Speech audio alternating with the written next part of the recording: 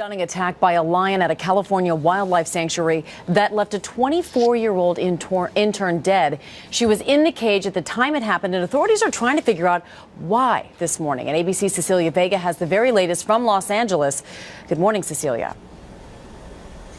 Amy, good morning. Boy, what really happened inside this park remains a mystery. Something caused this lion to snap and turn on this intern. Her family tells me she was so new to the job, she wasn't even supposed to be inside the cage. This morning, a team of investigators is trying to figure out what made the lion turn on Diana Hanson in this wild animal park near Fresno Wednesday.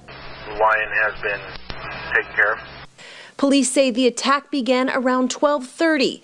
The 24-year-old intern, who had just 2 months on the job at Cat Haven, was inside an enclosure with this 4-year-old African lion named Couscous. Another park worker frantically tried to distract the cat as it mauled Hanson, but nothing worked. Less than 30 minutes after Hanson had entered the cage, sheriff's deputies arrived and began firing, hoping to reach her.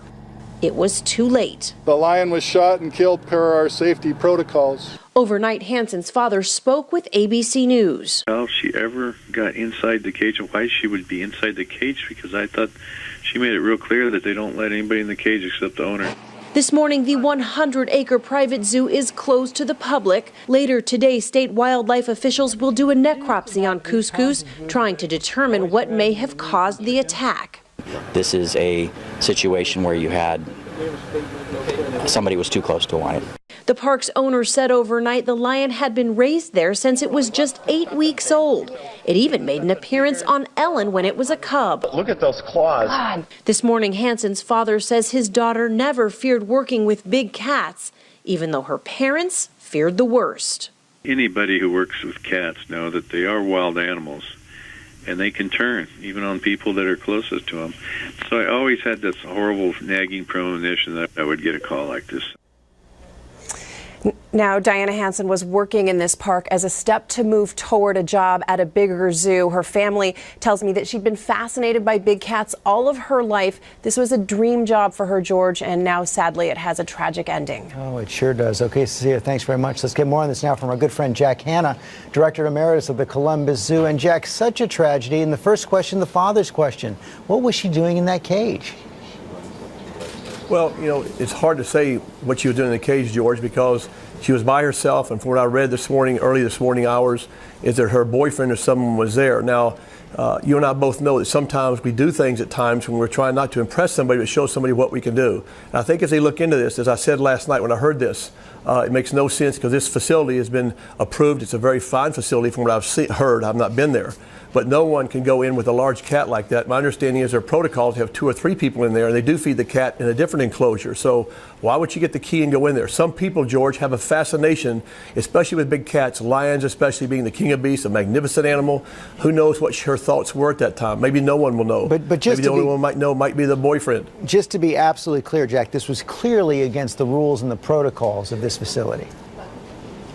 Exactly. And her father, according to a statement of the LA Times, said she was totally fearless of the animals. This, George, is where you have a train wreck. When we film in the wild, the cats, or wherever we work with them, we have a comfort zone of the animal, as you know from Good Morning America, a comfort zone of the animal and comfort zone of us, especially to a large animal like this. And when those comfort zones are crossed, George, there's a train wreck. Obviously, the comfort zone of this lion was crossed, and at that point, a lion did what he has to do. What set it off? I don't know. These are wild animals. And these things happen. We have tens of thousands of animals in zoos, and these accidents happen. They're very rare, but this is a tragedy, obviously, for the family and for the owner of that facility. Bottom line, are these sanctuaries worth the risk? Yes, George, they're worth the risk because right now we probably have more lions and tigers in this country in backyards, so to speak. I'm not talking about those that are reputable breeds. I'm talking about just in backyards for pets and that type of thing than we have probably in all the zoos in the country put together.